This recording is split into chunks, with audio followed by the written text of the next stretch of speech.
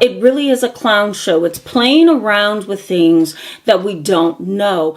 I know a lot of you have probably read the thumbnail, and you also read the description of this video. And I'm sure that you thought, this therapist is crazy.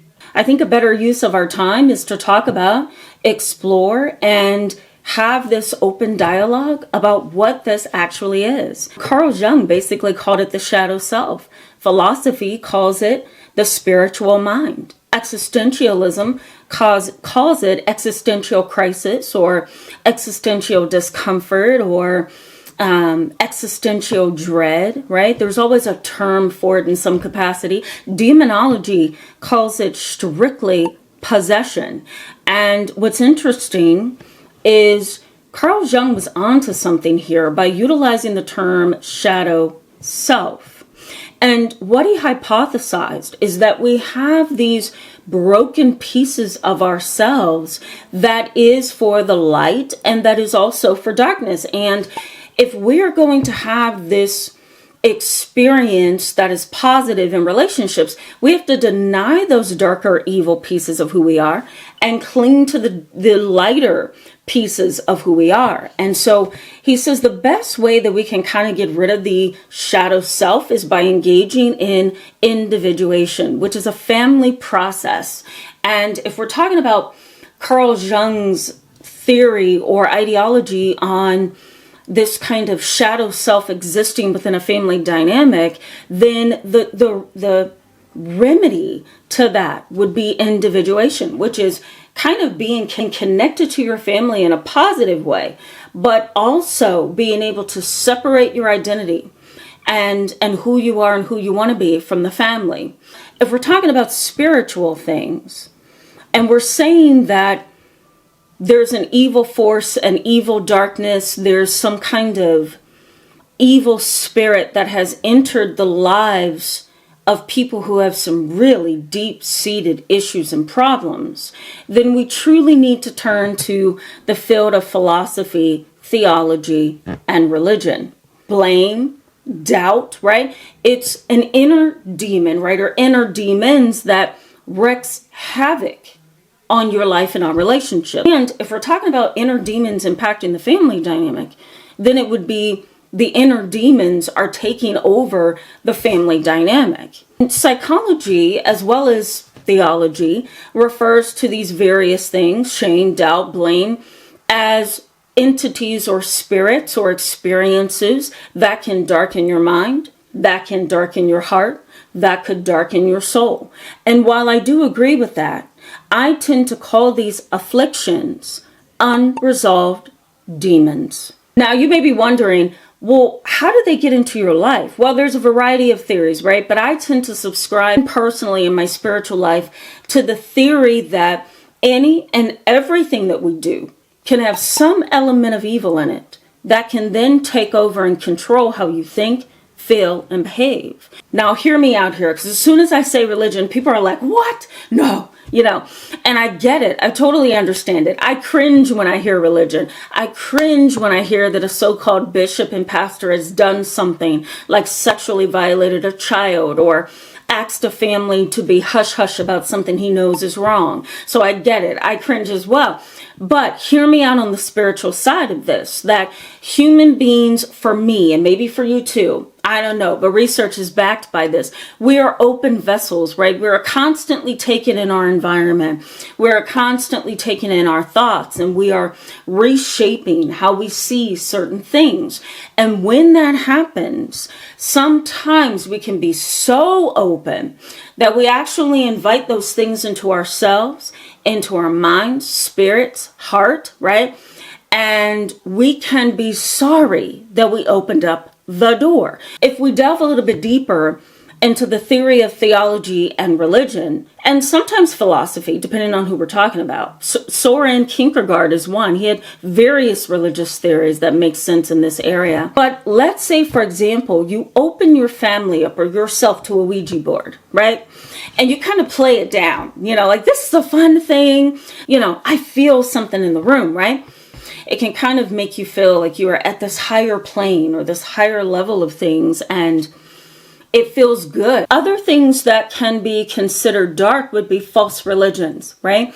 There's a theory that a false religion, a religion that has absolutely no firm foundation in biblical principles and philosophical principles and existential principles, and it really is a clown show. It's playing around with things that we don't know. Your mind and your body and your soul becomes kind of open to lies, and in a sense, I guess you can call it, making a pact with the devil, if you will. And I'm going to cut myself and let my blood drip out. And I'm going to do all of these things because I believe this is going to get me somewhere. Other things would be severely broken homes where there's no direction. There's no spiritual direction. There's nothing. Bitterness that stays within your heart and your soul and your mind for many years. And it kind of isolates you from other people. Generational curses can also be a piece of this. My family is African American, part Native American, a Native American Apache, and then on my father's side, there's German. And all three of those cultures believe that generational curses do exist. And some psychology refers to generational curses as this kind of repetition without resolution. It's something that continues over and over and over.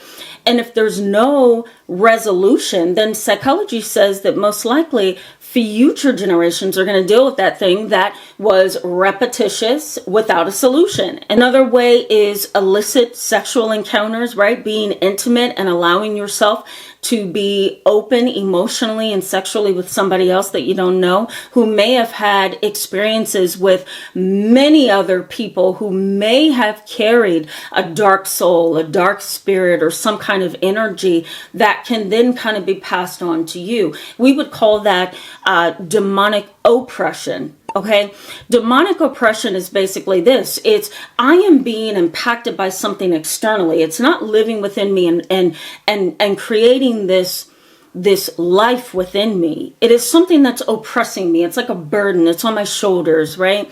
It's not leaving me alone. It's creating chaos in my external world. Possession is something has inhabited me and it's taking me over from the inside out, right? But things like illicit sexual experiences, that could be a possible evil encounter that could be considered demonic oppression, right? So something from this person that I am with that I don't even know his first name or her first name, and they have clearly been prostituting or buying sex or whatever you want to say, right? You don't know what that person has come in contact with, and here you are with that same person. It's a very scary concept once you think about it and break it down. Dark media. A lot of people don't understand that what you hear, what you see, right, what you take in has an impact on you. I think some people kind of have that idea down pat. They may not necessarily want to own up to it, but they know that whatever they engage in, whatever they listen to, whatever they watch all the time, it's going to kind of manifest itself in their lives, right? That is why we see certain people grab on to the emo disposition. That's what my young kids who see me for therapy call it. The emo disposition, right? They know that if they wear a lot of dark makeup, dark clothing, is going to associate them with a particular culture, associate them with a particular attitude and mentality. And so the same thing is true when it comes to evil. Whatever you engage in, listen to, watch, experience, it can have an impact on you. Maybe not for everybody, but I strongly do believe that it can happen to some people and it can take precedence in their lives for a very, very long time. Severe substance abuse is another thing that can kind of open you up, right? When you're very drunk or very high, or you've taken all these medications and it has you so high that you don't know what's around you, you don't know who's around you, that can really impact you in a negative way as well, because you're just kind of like this open vessel waiting for something to kind of get in the driver's seat and drive. My great-grandmother, who was very much Native American, she used to tell me that you don't want to give the devil or any dark spirits or energies an invitation to the soul. Demonology believes that, we can kind of open ourselves up to these dark spiritual things, and it can become a demonic influence. It can become a demonic manifestation of something, right? And you can open yourself up through these various ways. Research also highlights that there may be some kind of unconscious guilt and shame that can also take hold of a family, and it can lead you down a variety of negative roads. In addition to that is this distorted kind of view of love, right? This embracing of kind of individuality within the family, this harshness, this coldness, there's no love and affection, there's no compassion within the family, there's no empathy, right? Which we talked a lot about in this video right here. Go ahead and come back at the end and click on this link so you can check that video out, or that live chat, I should say. But there's a lot of emotional responses that are reactive, and there's a lot of anger, and there's a lot of disappointment that could be circulating within the family dynamic. There may also be this unresolved generational trauma that has also caused this unresolved generational deep-seated pain, right? You can feel it in your heart that the family is not where they should be. The family is not communicating like they should be, right? They are distant. They are uncaring. They are unloving, right? This can all be a part of the dynamic of a very complex family that may have some evil or dark pieces to the puzzle within it, right? You may also notice this overabundance of envy and jealousy within your family, and you may not know where it's coming from, but everybody in your family may seem to have this jealousy or envy that gets in the way of your communication, that gets in the way of your relationship, that causes competitiveness between family members. This thing that just keeps going on and on and on, and you can't stop it. You can't put an end to it. And maybe you've tried by talking it down, or maybe taking some hits so that you don't look like the powerful one within the family, right? Like maybe you've tried to do things, but it just won't end. Now, we also need to throw in here family relationship violence and intimidation. That is also something that could be generational and quite evil and dark. Domestic violence can start the issue, and then it can perpetuate throughout the family dynamic if it is never taken care of. Where there's a lot of family tension, bullying, intimidation, unresolved trauma, you may feel like there's this unconscious family script. And in this family script is how everybody tends to behave in a repetitive fashion throughout many generations without any successive changing. It may feel like there's this unrecognized, unconscious script that everybody is going by in the family dynamic, and it feels bad, and you don't know how to change it. You don't even know where to start. So let me highlight here that you may not understand. So let's say your family has darkness and evil, or some kind of evil energy that is in your family dynamic. You may not understand the core demon in the family. In other words, you may not understand what the inner demons are within your family dynamic, which can also entail shame, blame, guilt, even racism, prejudice, right? Discrimination. The list goes on. If you don't know how to arrest that within your family, it can shape communication in your family for many years. It can shape how you see yourself. It can shape how you see your family members.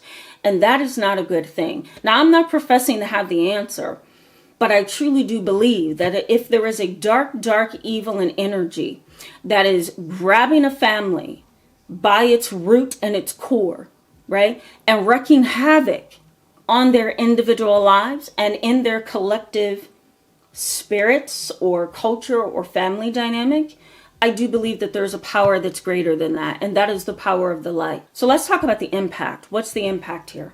The impact: psychological distress that triggers trauma. In a family where there is no answer, there's unconscious scripts, there's intimidation and bullying, right? There's this emotional climate that is dark, dim, and grim within the family dynamic, maybe within your home too. And you feel like there's unspoken rules. You don't know where to step. You don't know who to trust, who to believe, who to rely upon, right? It can cause psychological distress. That can be a trauma response. It can also be a traumatic trigger, right? So in other words, maybe all of those things within your family dynamic triggers your deep-seated trauma. Spiritual oppression. Maybe you're not inhabited by something. Maybe a family member is not inhabited by anything, but you feel oppressed. You feel burdened, right? You feel like you have this heavy yoke upon your shoulders, right? And a lot of my clients profess that they do, and they don't know what to do to get that burden off of them, right? All they know is they want to find somebody that can hear them and understand what is going on. And so that's what this video is for you today. But some people do feel spiritually oppressed, not so much possessed, but oppressed. Another thing is, you kind of get stuck in this unconscious script. You may feel like something's got you by the ankles and you can't get out of it, right? Or you're sinking in quicksand within your family. You may also notice that within a family dynamic that is darkened, there are unsafe emotions and they're not to be discussed. And if you bring it up, you may get harassed, you may get bullied, you may get intimidated, right? You may be intimidated, and you also may be physically assaulted. We call it family violence. Something bad is going to happen. That's a problem. And that says that there's a darkness within that family that's taken hold of it and it's running things, right? And that means it's going to make you be quiet about those things that needs to be brought to the light. There's also a loss of agency. You may believe that you have absolutely no control over your family dynamic, your family members, your parents, your sister, your brother. You may feel like the family dynamic is just completely out of control. You may have a family that minimizes spiritual things because they don't understand it, or they minimize spiritual things because it's not that visual, everyday, concrete experience that we all have, right? That makes sense to us. So they may minimize things. There may be kind of like this resentment towards religion and religious trauma that can happen as well, that can put a stop to anything being brought to the forefront in the family dynamic so that you can work on it, right? So it gets minimized, it gets pushed down, it gets repressed. You may also have this kind of experience of both family and religious abuse. So you're going to believe what the family wants you to believe, and you're not going to have anything to say about it. You're going to go along, you're going to shut up, and you're going to embrace this with the rest of us, right? There's also this sense of feeling lost for some people, right? They feel like they're far, far from home, even in the midst of their family, even in their bedroom, even in their home, even in their own backyards. They feel like they are lost and gone.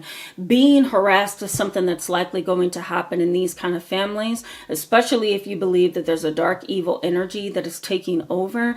And, you may feel like you want to disappear. I just totally want to disappear. I don't want anything to do with this family. I don't want anything to do with these dark, evil spirits that I believe is overtaking my family. And that is a normal emotion. Come join me Friday and Saturday. We're going to talk more about this coming up on Friday. I'm going to be live, so you're going to want to be there. And for my regulars, I look forward to seeing you then. I'll see you soon. Bye-bye.